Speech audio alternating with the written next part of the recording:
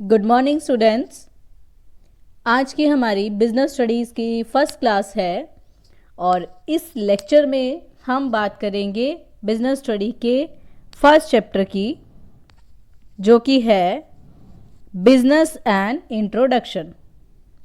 यहाँ हम topics clear करेंगे: concept of business, meaning of business, definition of business and characteristics of business.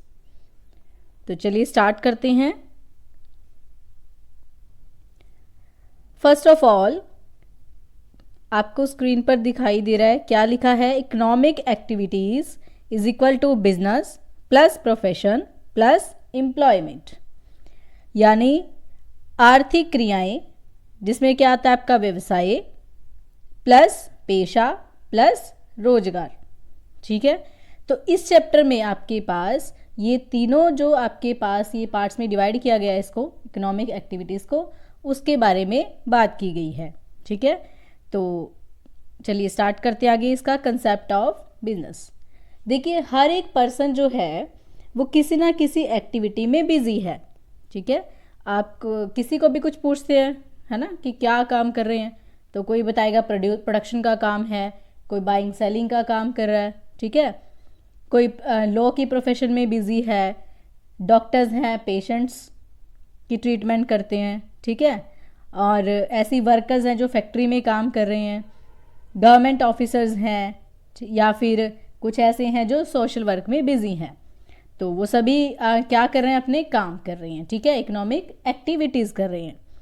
तो concept of business: a business is defined as an organisation or enterprising entity. एक जो व्यवसाय है उसको एक संगठन या उद्यमी इकाई के रूप में क्या किया जा सकता है? परिभाषित। इन कॉमर्शियल यानी वाणिज्यिक, इंडस्ट्रियल यानी औद्योगिक, और प्रोफेशनल एक्टिविटीज यानी व्यवसायिक गतिविधियां। बिजनेस कैन बी, जो बिजनेस है आपके पास कैसे हो सकता है? वो प्रॉफिट एंटिटीज भी हो सकती हैं, और they can be non profit organisations, यानी वो लाभ कमाने वाली भी हो सकते हैं संस्थाएं, और लाभ ना कमाने वाली भी हो सकती हैं। That operate to fulfil a charitable mission or further a social cause.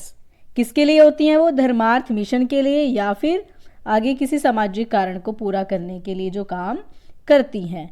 यानी जो बिजनेस है उसको टू पार्ट्स में डिवाइड कर दिया, एक प्रॉफिट एंटिटी हो गई और दूसरी नॉन प्रॉफिट ऑर्गेनाइजेशन बन गई। एक का उद्देश्य लाभ कमाना है और दूसरे का लाभ नहीं कमाना है। चलिए नेक्स्ट टॉपिक पे चलते हैं।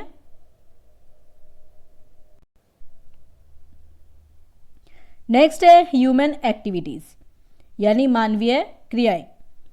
अगर आप मानवीय क्रियाओं को देखो तो उसको आपको चार्ट नज़र आ रहा है, इसमें आपको पता चल रहा है। देखिए, वो टू पार्ट्स में डिवाइड हो गई हैं।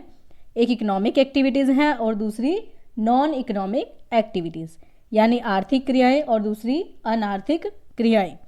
तो पहले बात करते हैं हम इकोनॉमिक एक्टिविटीज़ की। तो इकोनॉमिक एक्टिविटीज़ क्या होती हैं? It refers to that activity which is undertaken with the objective of earning money. यानी इसका अभिप्राय उस क्रिया से है जिसका उद्देश्य क्या होता है? धन अर्जित करना होता है। आर्थिक क्रिया में यानी जो भी कोई काम करेगा उसका मेन मोटिव क्या रहने वाला है? प्रॉफिट अर्न करना। ठीक है, दूसरा है non economic activity. It refers to that activity which is undertaken with the objective of getting psychological सेटिस्फैक्शंस।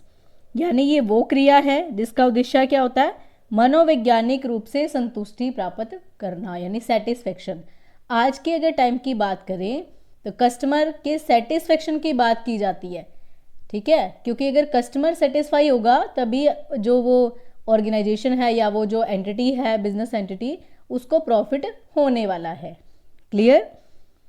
चलिए नेक्स्ट देखते हैं टॉपिक। नेक्स्ट आपके पास इकोनॉमिक एक्टिविटीज़ चार्ट है, यानी इस चार्ट में जो हमने स्टार्टिंग में बात की थी बिजनेस, प्रोफेशन और एम्प्लॉयमेंट, उसको 3 पार्ट्स में डिवाइड किया गया है। बताया गया है कि बिजनेस में क्या आता है, प्रोफेशन में क्या है और एम्प्लॉयमेंट में क्या है। तो सबसे पहले बिजनेस की बात करते हैं। देखिए बिजनेस में क्या क्या आएगा, जो सब प्रॉफिट के लिए कर रही हैं, ठीक है, प्रॉफिट अर्न करने के लिए। तो इसमें आएगा ट्रेड, ठीक है, इंडस्ट्रीज हो गई, बैंकिंग हो गई, इंश्योरेंस कंपनीज हो गई और वेयर हाउसिंग।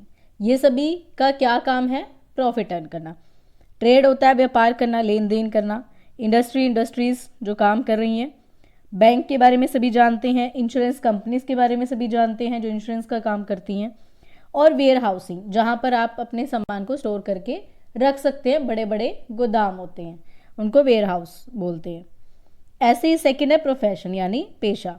तो पेशे में किसको बोला जाता है, जिसका उद्देश्य लाभ कमाना नहीं होता, वो समाज की में सेवा के लिए होते हैं। जैसे मेडिकल डॉक्टर्स हैं, ठीक है, वो किस लिए क्या काम कर रहे हैं, वो समाज सेवा का काम कर रहे हैं।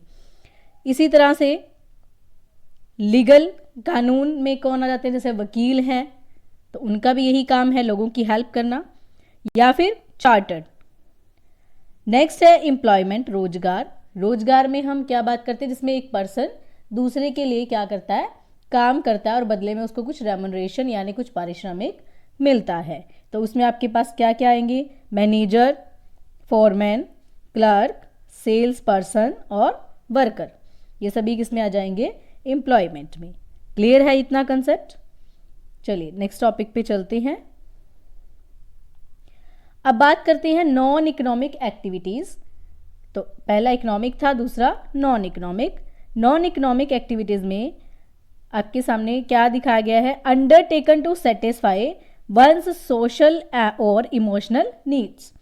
यानी इसमें जो एक्टिविटीज होती हैं वो सामाजिक और जो इमोशनल नीड्स है उसको पूरा करने के लिए, भावनात्मक जो आवश्यकताएं हैं उसको पूरा करने के लिए क्या किए जाते हैं, काम किए जाते हैं। नो एक्सपेक्टेशन ऑफ इनकम और वेल्थ। यहाँ पे आप कोई किसी से उम्मीद नहीं करते कि आपको कुछ इनकम कुछ मिलने वाली है, ठीक है, क्योंकि आप तो समाज सेवा कर रहे हैं, है ना, लोगों को सर्विस प्रोवाइड कर रहे हैं। Then undertaken for psychological satisfaction, ये भी हम बात कर चुके हैं पहले, मनोवैज्ञानिक संतुष्टि प्रदान करना। Often guided by emotional and sentimental factors, ठीक है। तो ये सभी किस में आएंगे, आपके नॉन इकोनॉमिक एक्टिविटीज में आएंगे। नेक्स्ट है, बात करते हैं अब मीनिंग ऑफ बिजनेस। तो अभी हमने कंसेप्ट क्लियर किया, अब मीनिंग की बात करेंगे। मीनिंग है, it refers to that economic activity which is conducted on regular basis. देखिए जो बिजनेस है, व्यवसाय है, वो कैसे कंडक्ट होना चाहिए, रेगुलर बेसिस पे, ठीक है, यानी डेली रूटीन में होना चाहिए। टू अर्न प्रॉफिट, क्या करने के लिए, लाभ कमाने के लिए। थ्रू दी प्रोडक्शन, वो आप कैसे कर सकते हो, उत्पादन करके कर सकते हो। And sale of goods and services, या फिर वस्तुओं और सेवाओं का क्या कर सकते हो, उत्पादन कर सकते हो। तो उसी को हम क्या कहते हैं, व्यवसाय। तो क्या इसका मीनिंग बन जाएगा, इसका अभिप्राय उस आर्थिक क्रिया से है जो निरंतर आधार पर वस्तुओं के व सेवाओं के उत्पादन एवं विक्रय द्वारा लाभ अर्जित करने के लिए की जाती हैं, उसी को हम क्या कहते हैं, व्यवसाय कहते हैं। क्लियर है यहां तक सभी को। चलिए नेक्स्ट है डेफिनेशन ऑफ बिजनेस। देखिए मीनिंग में और डेफिनेशन में डिफरेंस आपको पता होना चाहिए। मीनिंग आप अपनी लैंग्वेज में लिख सकते हैं समझकर, ठीक है, और करना भी आपने यही है, कंसेप्ट को समझना है और उसके बाद उसको लिखना है। डेफिनेशन में जो जिस राइटर ने जैसे लिखा है उसको आप वैसे ही लर्न करते हैं, डेफिनेशन जो होती है, ठीक है। तो यहाँ हम एक डेफिनेशन की बात करेंगे जो किसने दी है, LH हैने ने दी है डेफिनेशन।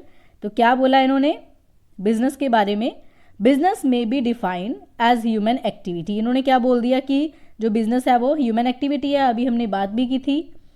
डायरेक्टेड टूवर्ड्स प्रोड्यूसिंग और एक्वायरिंग वेल्थ थ्रू बाइंग और सेलिंग गुड्स, यानी वह मानवीय क्रियाएं व्यवसाय कहलाती हैं जिसके अंतर्गत वस्तुओं के क्रय विक्रय द्वारा धन उत्पन्न या प्राप्त किया जाए। यानी इसमें आप वस्तुओं को या सेवाओं को खरीदोगे और बेचोगे, सेल करोगे, परचेज करोगे, उससे क्या होने वाला है, जो मनी है वो यानी जो आप कह सकते हो उसको वेल्थ है वो आपकी बनने वाली है। ठीक है,